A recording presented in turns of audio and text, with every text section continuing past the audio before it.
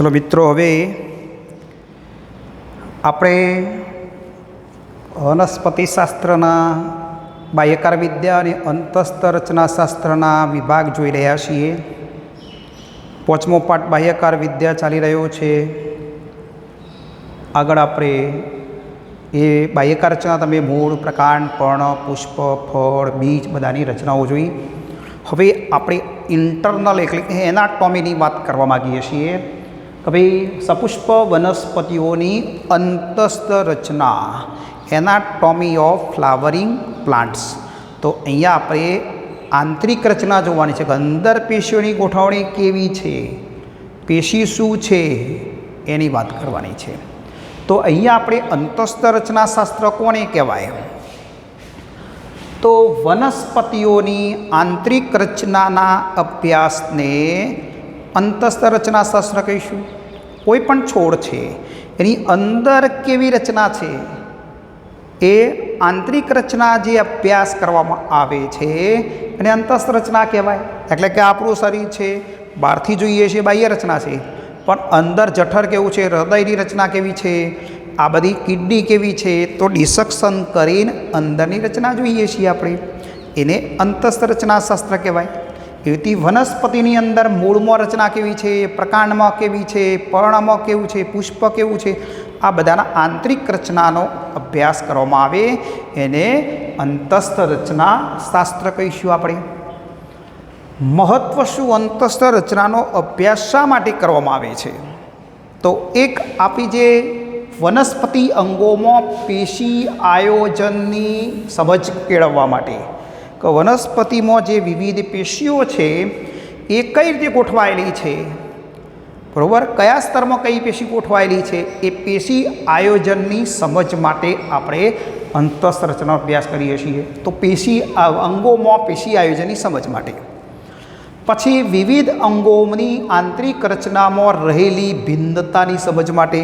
તો વનસ્પતિની અંદર મૂળ, પ્રકાંડ, પર્ણ, તો મૂળ અને પ્રકાંડમાં ભિન્નતા કઈ છે, કઈ પેશી પ્રકાંડમાં આવેલી છે, કઈ મૂળમાં આવેલી છે, પર્ણમાં કઈ પેશી છે જે મૂળમાં નથી। તો આ ત્રણેય અંગોની અંદર આપણે આંતરિક રચનામાં રહેલી ભિન્નતાને સમજી શકીએ। રચના ના જોઈએ ત્યાં સુધી ભિન્નતા ખ્યાલ આવે નહીં। હૃદય છે એવી કિડની નથી એવું આપણે જોઈએ છીએ, અને કિડની છે એવું ફેફસા નથી, બરાબર। તો એવી રીતે મૂળ, પ્રકાંડ જે રહ્યા એની અંદર ભિન્નતાની સમજ માટે વનસ્પતિ, સપુષ્પ વનસ્પતિઓ જે આવૃત બીજધારી છે એમાં એકદળી અને દ્વિદળી વનસ્પતિઓમાં અંતસ્થ રચનામાં જોવા મળતી ભિન્નતાની સમજ માટે આપણે આવૃત બીજધારીનો અભ્યાસ ડિટેલમાં કરવાના છીએ। અને આવૃત બીજધારીની અંદર એકદળી મકાઈ છે, દ્વિદળી સૂર્યમુખી છે।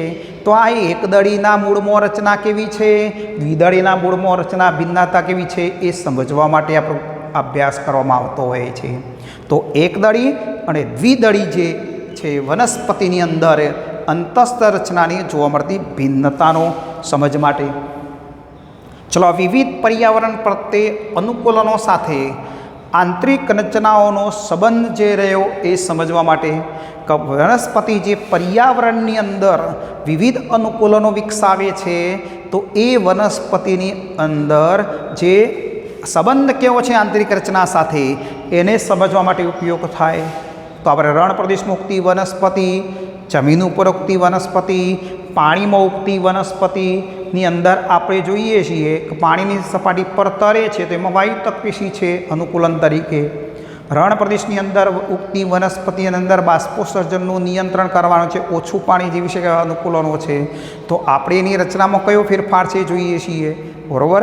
આમાં જલજ વનસ્પતિમાં કયો અનુકૂલનો માટેના રચનાઓ જોવા મળે છે, જમીન પરની વનસ્પતિની અંદર અનુકૂલનો કેવા છે, તો આપણે દરિયાઈ કિનારે ઉગતી મેંગ્રોવ વનસ્પતિની અંદર અનુકૂલનો કેવા છે, તો એ બધામાં શ્વસન મૂળ વિકસેલા છે, બરાબર।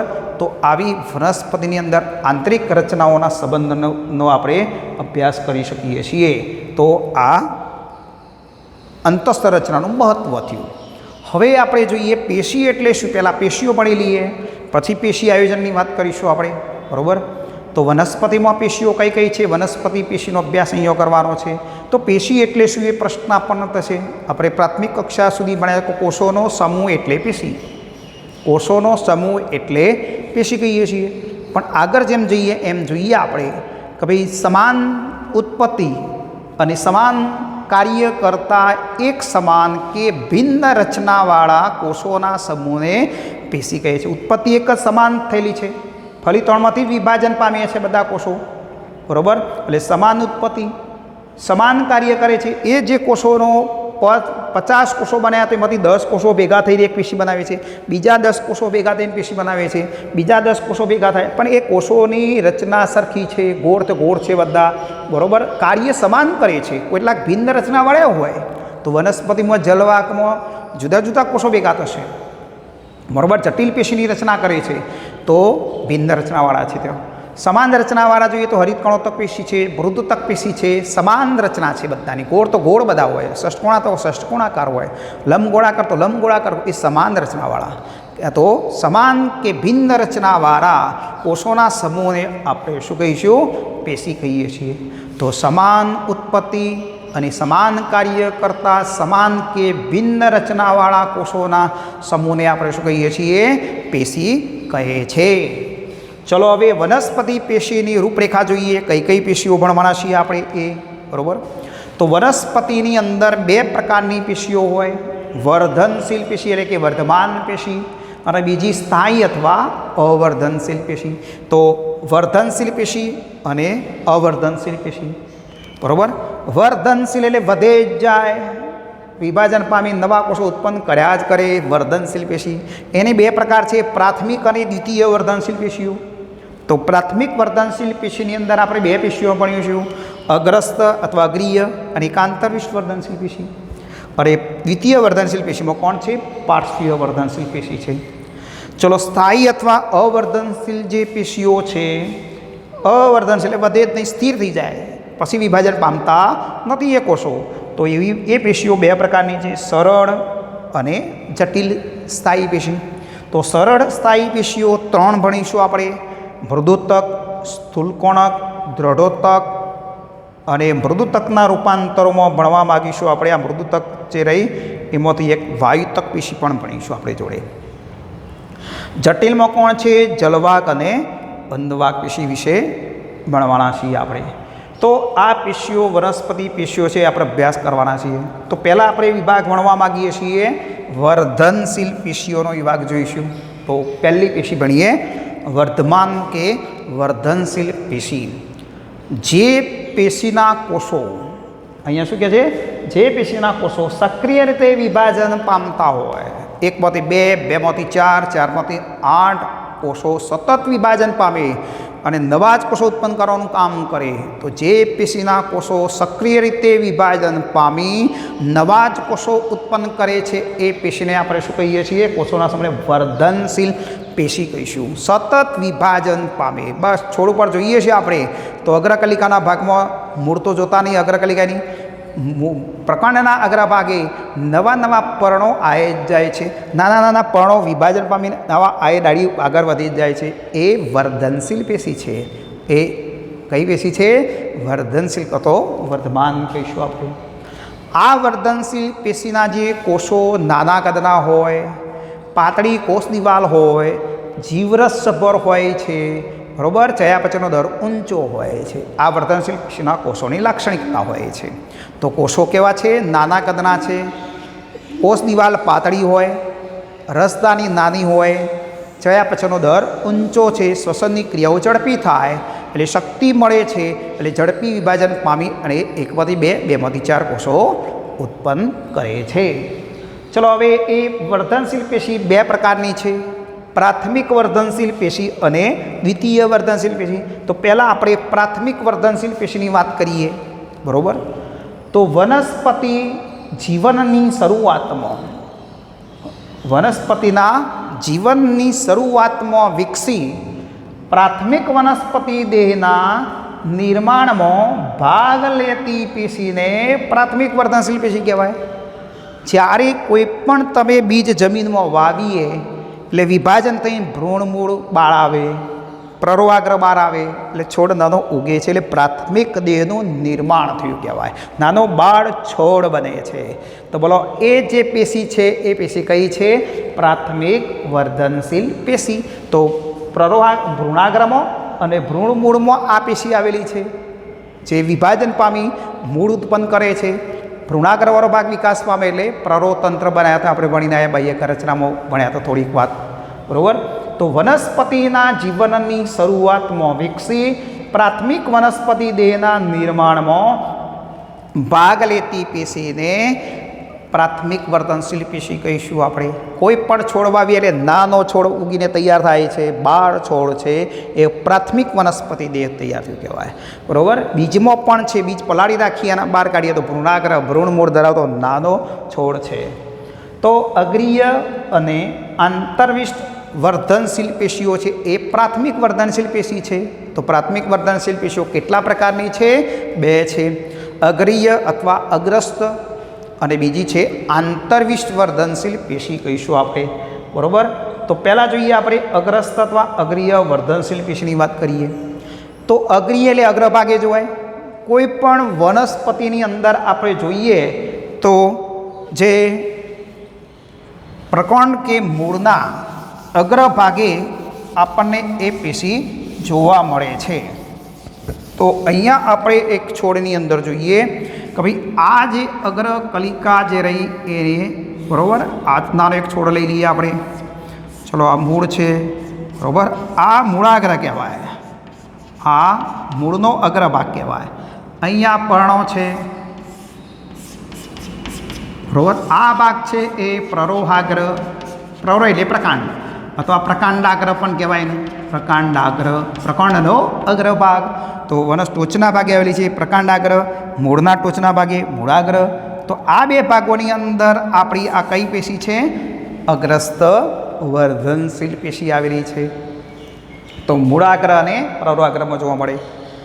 હવે મૂળના જે આ મૂળ છે તો એના અગ્રભાગે મૂળના વર્ધી પ્રદેશોની આપણે વાત કરી હતી, બરાબર. વર્ધી પ્રદેશમાં અગ્રીય વર્ધનશીલ પેશી હતી. તો આ અગ્રીય એ વિભાજન પામીને નવા કોષો ઉત્પન્ન કરે, મૂળની આગળ વૃદ્ધિ થતી જાય છે. એ તે પ્રકર્ણનો જે ભાગ છે એના અગ્રભાગે આવેલી પેશી કઈ છે? પ્રકાંડાગીય અગ્રીય વર્ધનશીલ પેશી. હવે એ કોષો વિભાજન પામી વનસ્પતિને લંબ અક્ષે મૂળ નીચે વધે, છોડ ઊંચો વધે. તો વનસ્પતિની લંબાઈ વધારવા માટે જવાબદાર છે. કોઈ પણ છોડની અંદર તમે અગ્ર કલિકાવાળો ભાગ છે એના કારણે છોડ ઊંચો થાય છે. તો લંબ અક્ષે વૃદ્ધિ માટે જવાબદાર છે. તો લંબ અક્ષની વૃદ્ધિ માટે જવાબદાર કોણ છે? અગ્રીય વર્ધનશીલ પેશી. મૂળ પણ જમીનમાં નીચે વધે છે પણ એને આપણે જોઈ શકતા નથી, પણ ચૂંટેલે મૂળ તો લોબું થયેલું હોય છે ને, બરાબર. પ્રકંડનો અગ્રભાગ જોઈએ, છોડ ઊંચો વધે જ જાય છે. તો લંબ અક્ષે વૃદ્ધિ માટે જવાબદાર છે. તો અહીંયા આપણે જોઈ શકીએ કે ભાઈ મૂળના ભાગે જે વૃદ્ધિ વર્ધનશીલ પેશીના કોષો વિભાજન પામીને આગળ વૃદ્ધિ પામ્યા કરે છે. બીજી પ્રકર્ણના અગ્રભાગે જે વર્ધનશીલ પેશીના કોષો જે રહ્યા, અહીંયા એક અક્ષકલિકાની રચના ભણવી છે મારે, બરાબર. તો આ પેશીના કોષો વિભાજન પામીને નવા કોષો ઉત્પન્ન, એમાંના કેટલાક કોષો નીચેના ભાગે ગોઠવાશે. અહીંયા કોણ છે? પર્ણ છે, બરાબર. આ પર્ણ છે. હવે આમાંથી કેટલાક કોષો જે રહ્યા, અગ્રીય વર્ધનશીલ પેશીના કોષોમાંથી કેટલાક કોષો અહીંયા ગોઠવાઈ જશે. પર્ણ અને પ્રકાંડની વચ્ચેના ભાગમાં કક્ષ કહેવાય, આ કક્ષમાં ગોઠવાઈ જશે અને પછી કોષો વિભાજન પામીને શું ઉત્પન્ન કરે છે? કક્ષ કલિકા બનાવે છે. કોનું નિર્માણ કરશે? કક્ષ કલિકાનું નિર્માણ કરે છે. તો આપણે અહીંયા કહી શકીએ કે પ્રકાંડની અગ્રીય વર્ધનશીલ પેશીઓ પ્રકાંડ અક્ષના મોટા ભાગના પ્રદેશની અંદર અમુક અંતરે આવેલી હોય છે, બરાબર. પર્ણોના નિર્માણ અને પ્રકાંડના વિસ્તરણ દરમિયાન પ્રૌરોની અગ્રીય વર્ધનશીલ પેશીના કેટલાક કોષો, તો પ્રકાંડ આગ્ર એટલે પ્રકાંડ અગ્રમાં આવેલી અગ્રીય વર્ધનશીલ પેશીના કોષો 1 માંથી 2, 2 માંથી 4 કોષો બધા બનતા હોય. એમાંથી કેટલાક કોષો નીચેના ભાગે, ક્યાં? નીચેના ભાગે એટલે કે ક્યાં ગોઠવાશે? પ્રકાંડ અને પર્ણની કક્ષમાં ગોઠવાઈ જશે. તો અહીંયા ગોઠવાઈ જશે કોષો અને કોષો વિભાજન પામી કોનું નિર્માણ કરે છે? કક્ષકલિકા બનાવે છે। શું બનાવશે? કક્ષકલિકા બનાવે છે। જાસૂદમાં જોઈએ છીએ, તુલસીમાં જોઈએ છીએ, નવી કલિકા ઉત્પન્ન થાય છે। જુઓ, શાખા બને છે। કોનું નિર્માણ કરશે? એ પુષ્પ બને કો તો શાખા ઉત્પન્ન કરે છે। તો કક્ષકલિકા શેના માટે જવાબદાર થઈ? શાખા કો તો પુષ્પોનું નિર્માણ કરશે। તો પ્રકાંડની અગ્રીય વર્ધનશીલ પેશીના કોષોમાંથી કેટલા કોષો નીચેના ભાગે પ્રકાંડ અને પર્ણની વચ્ચેના ભાગે ગોઠવાઈ જશે, કક્ષમાં ગોઠવી જશે, અને કોષો પછી વિભાજન, કારણ કે વર્ધનશીલ પેશીના કોષો વિભાજન પામી અને એક પ્રવર્ધ ઉત્પન્ન થશે। એને કક્ષકલિકા કહીશું આપણે। શું કહીશું એને? કક્ષકલિકા કહીશું। અને એ કક્ષકલિકા વિકાસ પામે એટલે કો તો શાખા બનાવશે, કો તો પુષ્પમાં પરિણમે છે। બરાબર? તો શાખાઓ બનતી જશે એટલે છોડનો ઘેરાવો વધે છે। જોઈએ, છોડ આખો મોટો પોળો ખુલ્લો થતો જાય છે, તેઓ તો વિસ્તરણ થાય છે, શાખાઓ નવી નવી નીકળે છે। તો કક્ષકલિકા શાખાઓનું નિર્માણ કરી વનસ્પતિનો ઘેરાવો વધારે છે। તો કલિકાવાળો ભાગ જે રહે અગ્રસ્થ વર્ધનશીલ પેશીના કોષો એ લંબક્ષે વૃદ્ધિ કરે। પણ દ્વિદળીની અંદર આપણે જોઈએ છીએ કે ભાઈ કક્ષકલિકાનું પણ નિર્માણ થયેલું જોવા મળે છે। એક દળીમાં આવી કક્ષકલિકા હોય નહીં, દ્વિદળીમાં આવી કક્ષકલિકા ઉત્પન્ન થયેલી છે। તુલસીમાં જોઈએ છીએ આપણે। બરાબર? ચલો બીજી વાત કરીએ આપણે આંતરવિષ્ટ વર્ધનશીલ પેશીની વાત કરીએ। હવે આંતરવિષ્ટ વર્ધનશીલ પેશીની વાત કરીશું।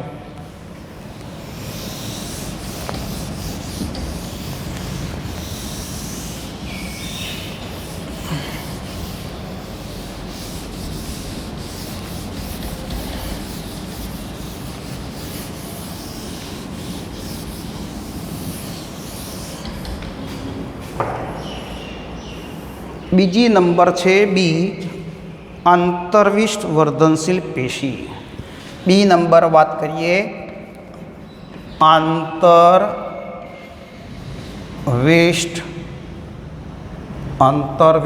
વર્ધનશીલ પેશી। આંતરવિષ્ટ પ્રાથમિક વર્ધનશીલ પેશી છે, એટલું ધ્યાન રાખજો। બીજો પ્રકાર છે આંતરવિષ્ટ વર્ધનશીલ પેશીની વાત કરીએ। સ્થાયી પેશીઓની વચ્ચે આવેલી વર્ધનશીલ પેશી છે। તો કઈ પેશીઓ છે? સ્થાયી પેશીઓ।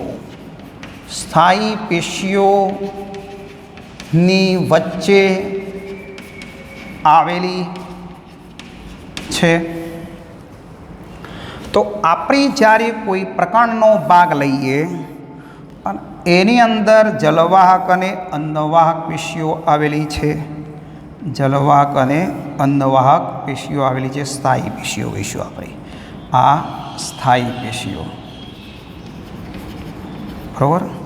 હવે એની વચ્ચેના ભાગે અહીંયા આપણે જોઈએ કે ભાઈ આ ભાગ છે ગાંઠવાળો ભાગ હોય, ગાંઠ, આંતરગાંઠ છે। બરાબર? આ ગાંઠ છે, આ ભાગ છે એ આખો આંતરગાંઠ છે, એક દળીની અંદર જોવા મળે છે આપણને। તો હવે આ પેશીઓ અહીંયા ગોઠવાયેલી છે। બરાબર? અહીંયા છે એ કઈ પેશી છે? આંતરવિષ્ટ વર્ધનશીલ પેશી છે। તો સ્થાયી પેશીઓના વચ્ચે ગાંઠ, આંતરગાંઠમાં જોવા મળે છે।